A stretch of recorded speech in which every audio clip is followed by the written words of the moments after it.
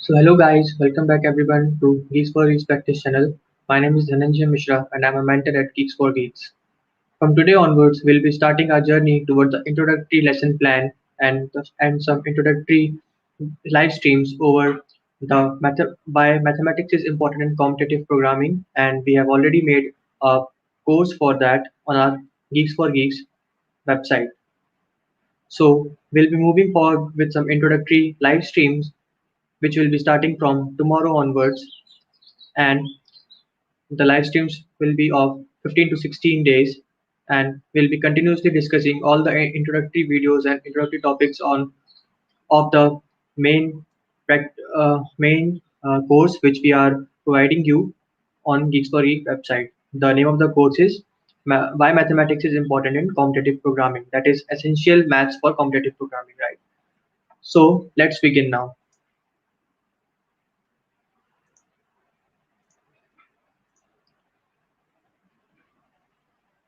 So today we'll be having an introductory live stream as we discussed. As I told you that in today's session, I'll be covering all the topics that you will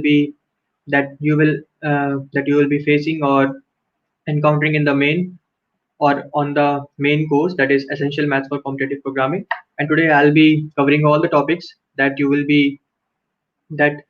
learn in that course, right? So let's begin. So first of all, before beginning, like what all the topics we'll be covering in that course, I would like to tell you that for whom or for what kind of audience this course is devised for, right?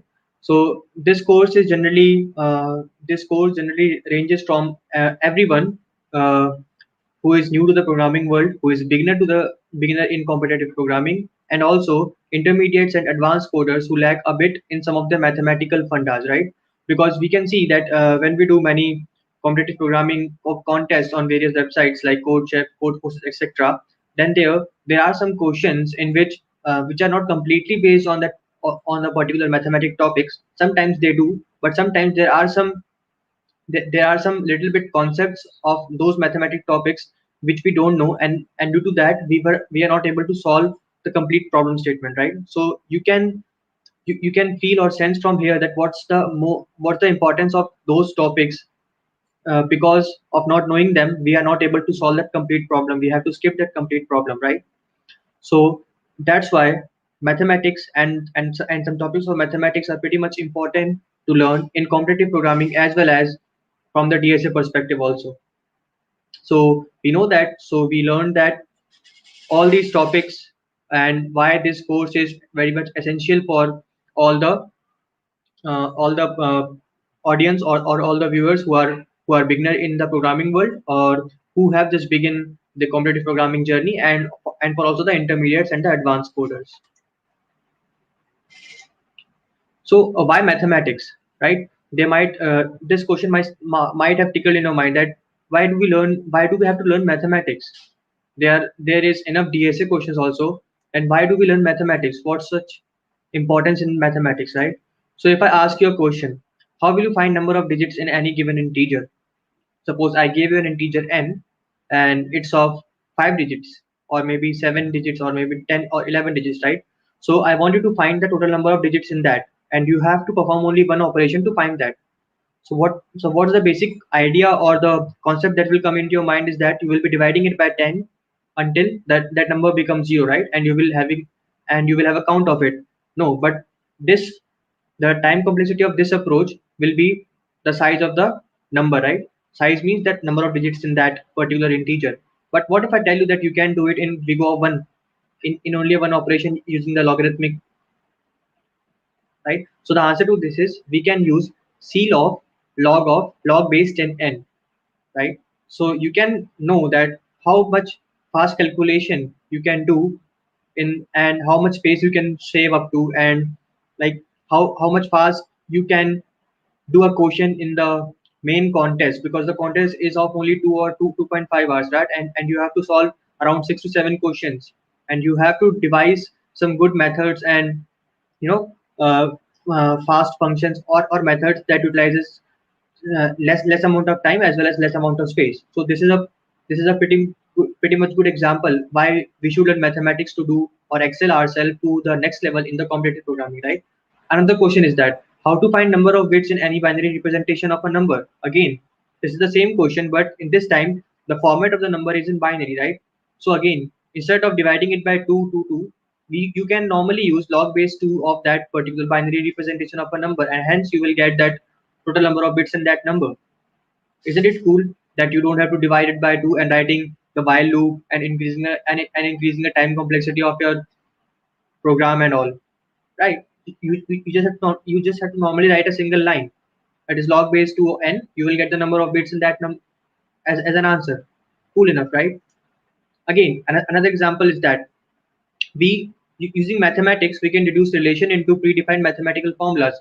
For example, you are given, suppose there is a question, right? And the demand of the or the task of that question is that uh, somehow you get to a solution in which you have to find the sum of some consecutive numbers or any of the series. So what you will do, instead of using a for loop and adding up the values till all the numbers are being exhausted, what you can normally do, you can devise any formula, any mathematical formula, and you can simply calculate it into in big open operation. For example, if I want to find the sum of all the consecutive numbers from 1 to n, then what I'll do, I'll instead of using a for loop and iterating to all the numbers and adding all the numbers one by one, I can simply use the formula n into n plus 1 by 2. I'll fetch that answer, right? Isn't it cool enough? So I'm giving an examples like how we can use mathematics and why mathematics is essential in competitive programming, because in the competitive programming the word itself says that it is a competition, right? You compete with all other peoples all over the world, so you have to be fast in order to compete with them, and in order to complete a code much faster than them, right? So this is how mathematics is so much important in competitive programming. Okay, another example. You have, suppose you are given an array, and a task somehow deduces or reduces or boils down that you have to find highest common factor or GCD of a given array, right? So if you don't know that, yeah, so you devise that you can, okay, so you devised or somehow managed to find out that you have to find the factor, right? But you don't know how to find out the factor.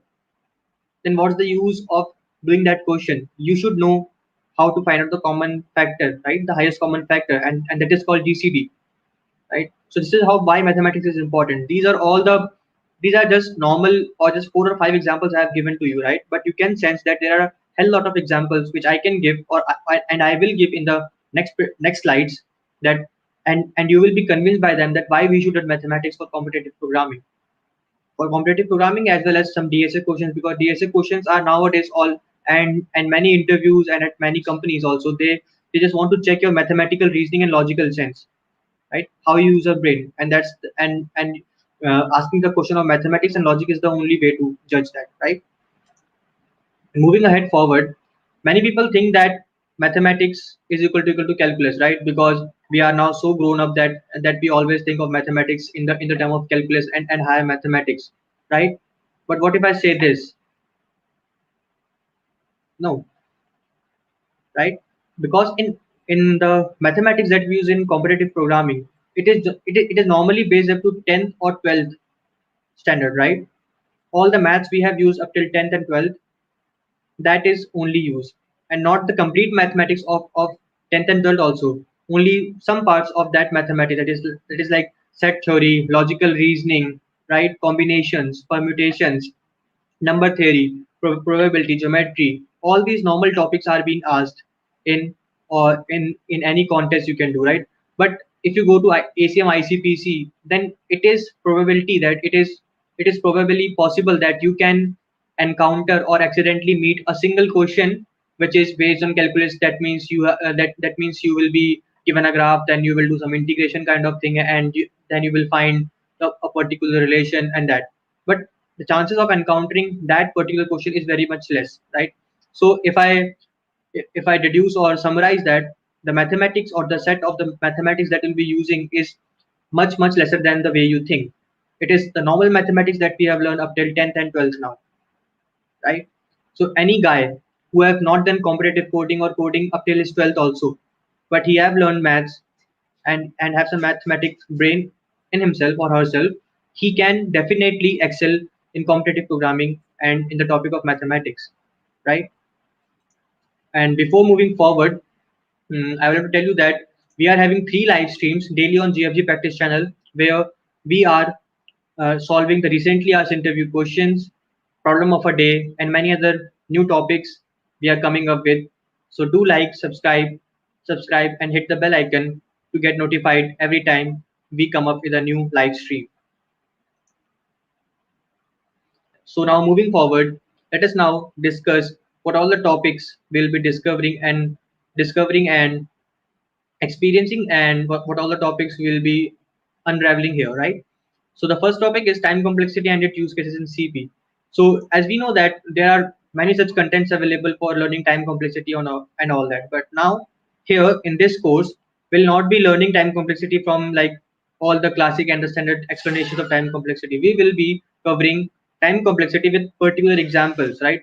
We'll be learning through various examples of so that you can practically and in real life and learn that how time complexity is a very essential topic, and we will learn through various examples, right?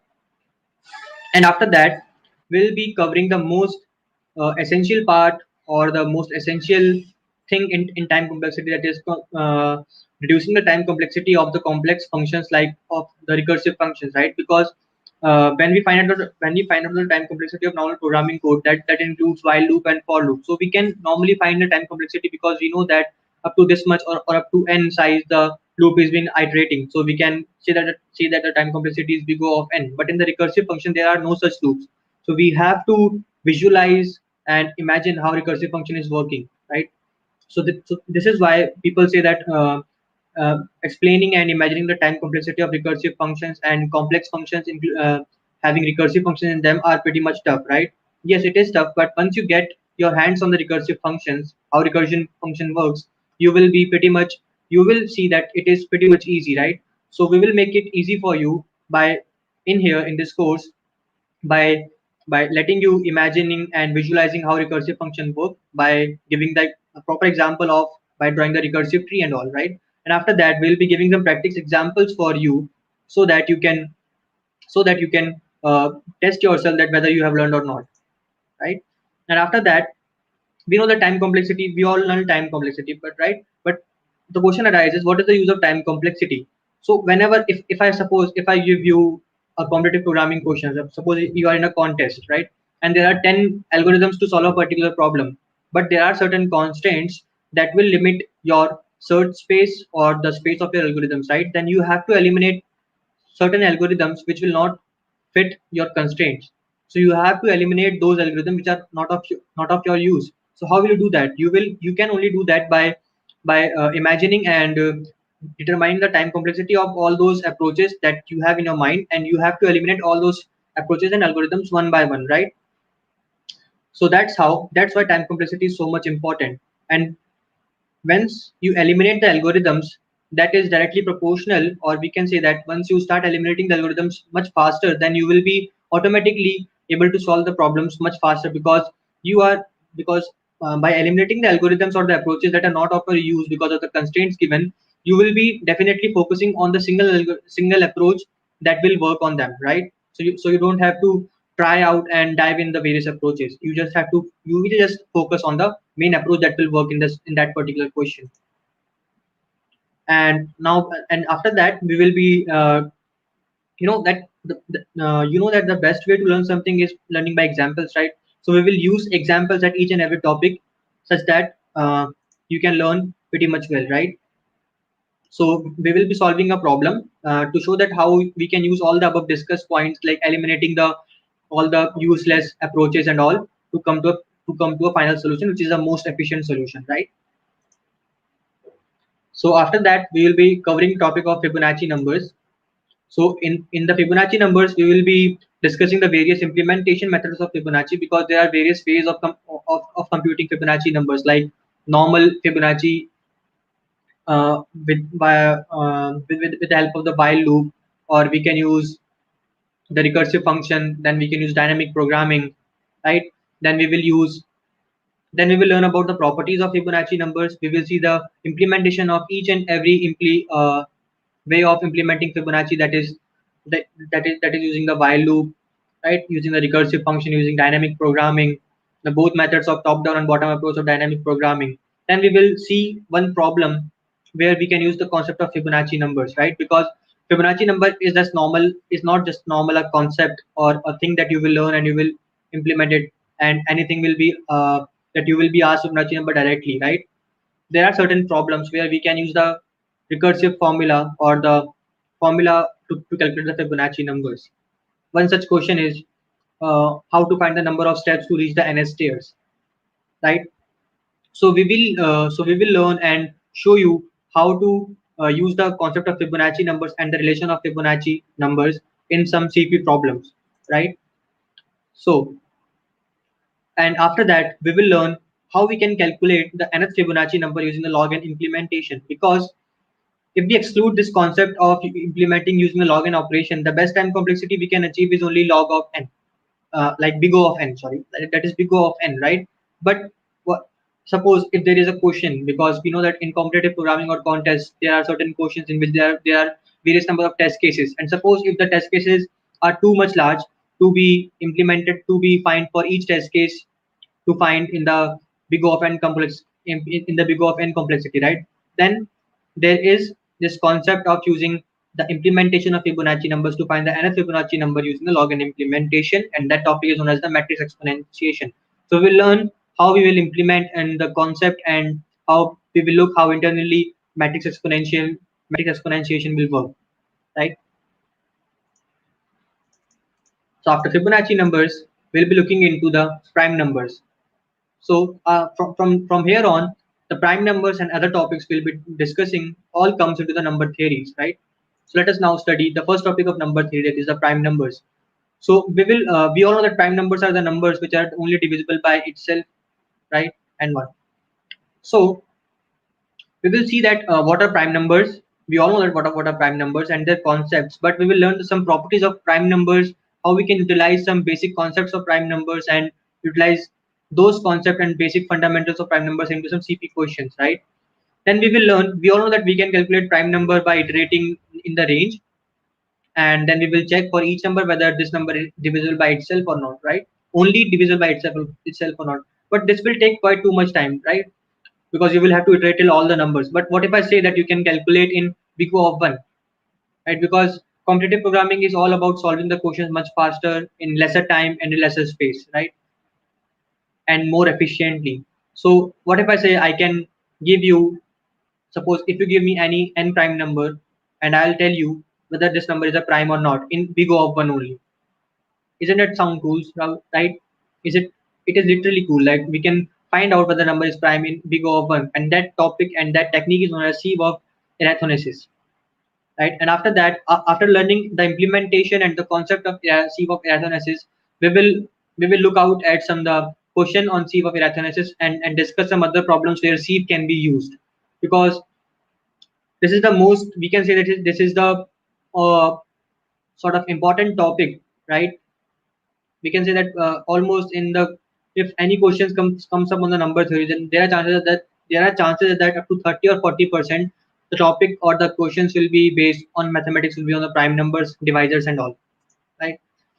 So after that we will be seeing or looking at the questions in which we have to calculate prime factors and divisors, right? If I'll tell you a little bit of it, right? If any question comes up to you in which you are given certain amount of numbers, and you find out somehow that this question might be based on mathematics, then instead of looking at those numbers as just normal integers, you can consider that numbers as the factors, right? Suppose I give you numbers like 4, 8, 12. So instead of considering them as the number 4, 8 and 12, you can consider them that as 2 into 2, right? 6 for 6, 3 into 2, right? For 8, 2 into 2 into 2 into 2, like that. So this will help you in looking at what the question and what the main crux of this question, right? So this, all these things comes in the topic of number theory, that is in the prime factors and divisors. And after that, as I told you, this a particular example or a certain example that we can consider the number as the factors and their divisors, we will see certain problems and solve 2 or 3 problems live on prime factors and divisors. After that, another topic on number 3 is GCD and LCM. GCD stands for the greatest common divisor, and LCM stands for the lowest common multiple, right? We all know that GCD and LCM are related to each other because GCD into LCM is equal to the first number into the second number, right? But how will calculate GCD? Most of the people can do it in dry run because you know that how to calculate GCD, right? We will find the highest common divisor of the numbers which we are given. But how will you let the computer know that yeah, you can find the GCD, right? So you can do this with the help of the Euclidean approach, right? So what does the Euclidean approach says? I'll give you a little bit of hint. We know that the Euclidean approach says that if we are given two numbers A and B, and if we subtract the smaller number out of the bigger number, then the GCD remains the same. So in the Euclidean approach, we use this concept only that if we subtract a smaller number from a bigger number, let us say A and B are two numbers, and A is the smaller one of them, and if we subtract A from B, then the GCD will remain same. So we will use this concept to find the GCD. And once we have found the GCD of two numbers, we can easily calculate LCM, right? So how can we calculate LCM? We can normally do GCD into LCM is equal to first into second number, right? So you can see that here also to find LCM from GCD, we still have to use mathematics. So you can sense that mathematics is everywhere. In every step of competitive programming, you have to use mathematics. The mathematics is hidden somewhere, anywhere in the mathematics, right? So you can't skip the topic of mathematics. It is so much crucial and important. And after that, we will learn how we will merge topic of GCD and LCM into various other topics. Suppose there are many other questions on arrays, right? Arrays on DPs and other that we can use. That after solving at and coming at a certain situation, we find a relation with the help of GCD and LCM, right? So there are topics in which GCD and LCM are submerged into them, right? So we will discuss various ways in which GCD can be asked in any CP question. CP means competitive programming. From now here, I'll be uh, I'll be abbreviating competitive programming as CP, right? Now, after that, we will be seeing the mathematics principle and functions. So there are certain rules, there are certain functions and principle on counting, right? For example, the pigeonhole principle. The pigeonhole principle says that if you have n boxes and you have n plus 1 balls, and you arrange those n plus 1 balls in n boxes, then it is guaranteed that at least one of the boxes will have more than one ball, right? Because there are n plus 1 balls and one ball, and there is one box less for that one particular ball, right? So you have to put that extra ball into one of the boxes which is already having a ball, right? So this is the main concept of pigeonhole principle, and you might think that this concept is a pretty much logical, but once we will see that this concept, if I give you a question and that question involves this pigeonhole principle concept, if you don't realize or learn this pigeonhole principle thoroughly with your heart and soul, you will not be able to simply solve that question because that entire question will be based on pigeonhole principle. It might seem easy, but it's not. So you can't ignore those counting, these mathematical principle and functions which are help in counting and all, right? And another one is the Euler-Toscan function, right? So what is the Euler-Toscan function and why it's so important? As we discussed about GCD and LCM, how GCD and LCM can be important, right? So there might be some questions like some range queries, right? So in some range queries in which we have to find all the numbers which are having which are relatively prime to that particular number. Suppose I'm giving you a number n, and you have to find all those numbers which are less than n, that are having GCD with that particular number as 1. So how will you do that? The one approach is that you will iterate to n, right? But there is another approach we can do it more efficiently and more faster is the way of using Euler-Toscan function, right? After that we will be learning. So now we know that why these functions and example Euler-Toscan functions are so much important. So that's why we will learn the properties of Euler-Toscan function, right? Most of the people will must be there that they will be hearing these topics and functions for the first time. So that's why I am telling you why these topics and where these topics are asked and where these topics are important, so that you can imagine why it's important to learn these topics, right? Because there is no use if you just hear out the name and you don't know that why and where to be used, right? There is no benefit. I give you an analogy of that. You have so many weapons in your arsenal, right? But you don't know how to use them and where to use them. So what's the benefit of having all those weapons and swords in your arsenal? No use, right? Similarly, there is no point of learning all these methods and function principles of mathematics if you don't know how to implement and where to use them at the right time and correctly. So that's why I'm telling you that yeah, you should learn and where to implement and why these principles and functions and all these topics of mathematics are important, right? Now, going on forward, we will learn how counting dearrangements. So, the guys or the people or the viewers who have done competitive programming, right? They can relate this topic that there are certain questions in which you are given a particular string or arrays of numbers, and they have just swapped the numbers or integers of that array, right? And then they ask you certain question that how many steps will it take to bring all the integers back to their original positions, right? This is called a permutation or arrangement. Sorry. So dearrangement, what is dearrangement? Dearrangement is a permutation of certain numbers or an array in which each and every number is not at their actual current place. So there might be some questions, and there are still some questions which are asked on the basis of counting dearrangements, and such questions comes at C and D level of code forces, right? So you know that, so you can sense that why these topics are so much important, right? And then as we said, as we promised, that we will be discussing practice problems, 2 or 3 practice problems, and we'll be solving live, and we will give some practice problem to you of each and every particular topic we are going to cover in that essential mathematics for competitive programming course. So the next topic is the modular arithmetic. This topic also comes under the number theory. We all know that what does the modular operation does. It gives the remainder when we divide any number n by m, right? So we will know what this topic of modular arithmetic, mod operation, might seem a little bit easy topic or a very short topic for you, but it's not. It has a wide range of uses. Let us see how. We will first of all understand what is the introduction of mod operation and modular arithmetic in CP, right? So the basic operation you will be using in most of the times in the modular arithmetic will be using the mod operation to reduce a large number so that it can fit in your integer range, so that there are no chances of overflow, right? So we will be now learning Euler's quotient function for all numbers smaller than or equal to n, because the numbers n might be so much large. So there might be chances that we have to use the modular arithmetic, right?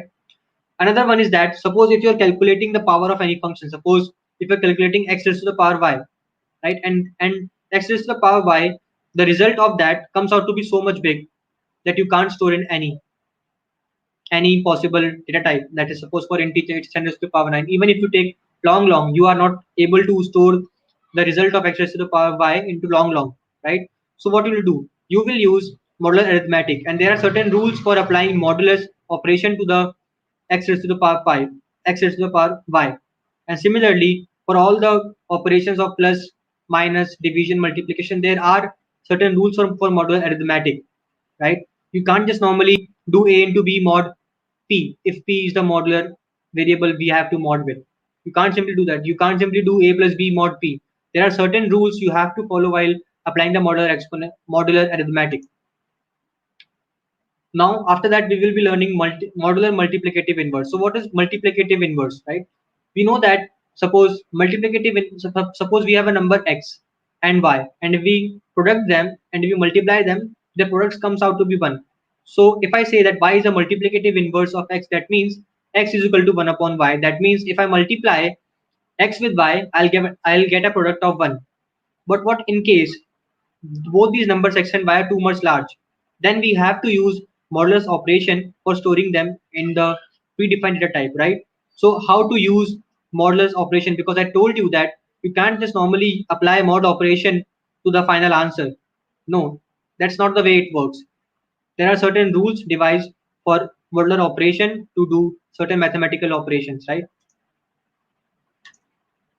And after that, we will learn about the permutation combination. It is the most trickiest topic, and most of the questions now are asked on permutation and combination, because this topic is so much important and it tickles up and it confuses all the candidates, right?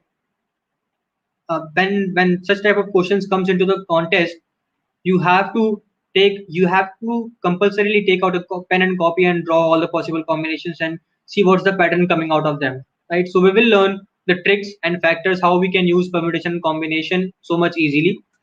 So we will learn how to find all the permutations by all the various methods that are possible.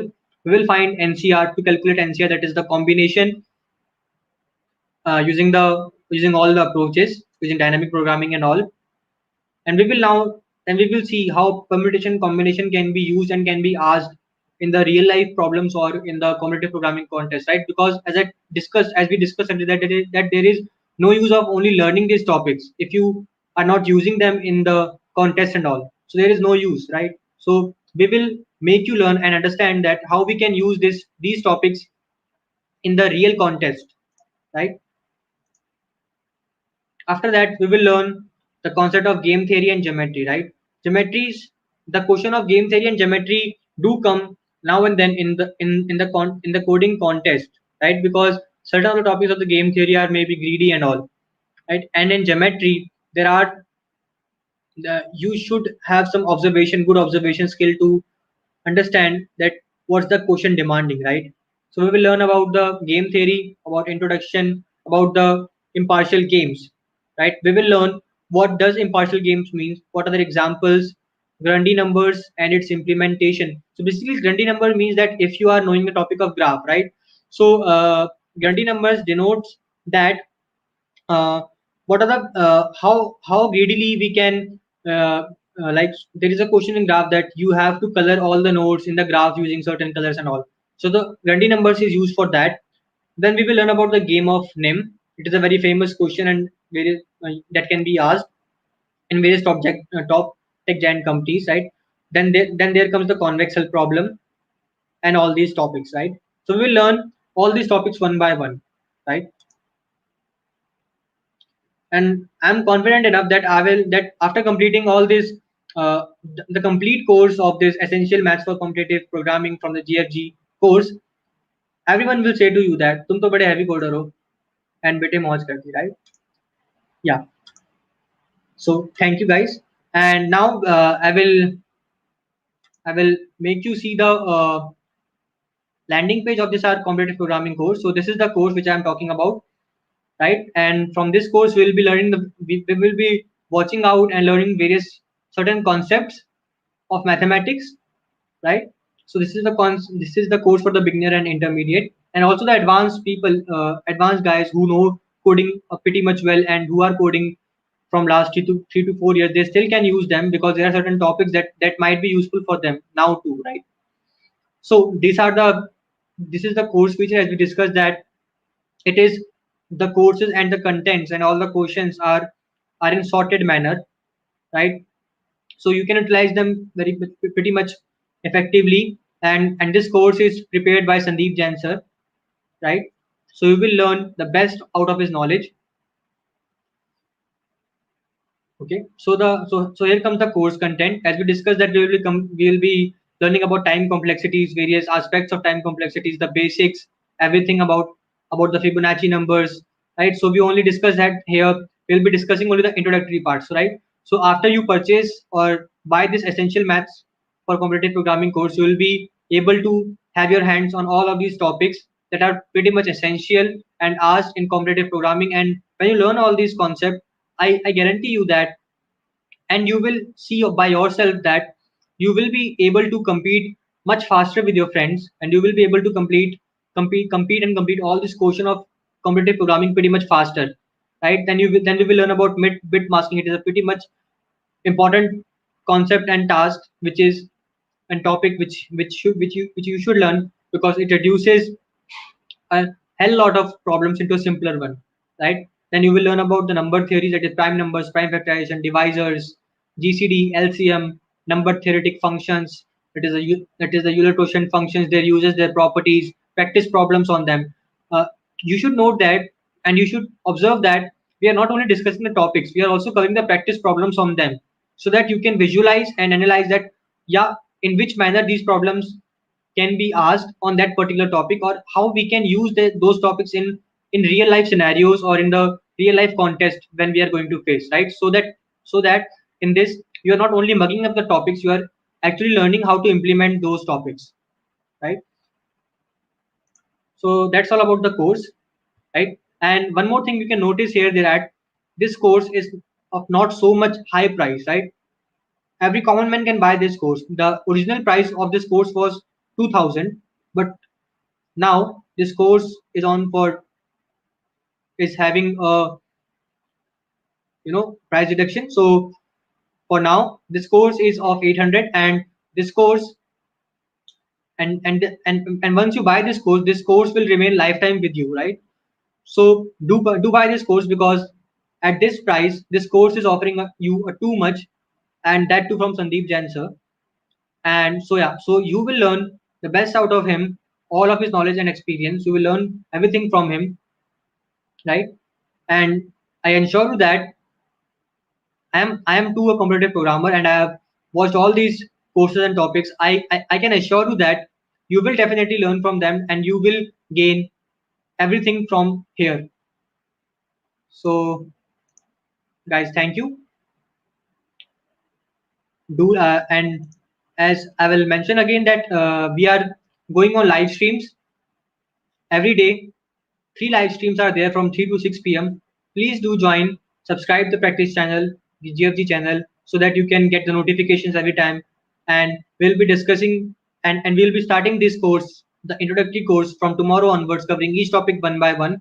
And more than that, we also covers the recently asked questions on many top tech giants companies in FANG, etc. And we also have a problem of the day started from on a practice channel, where you are given a problem for that day. You have to solve them, and and at the next day we are solving that problem in a live session.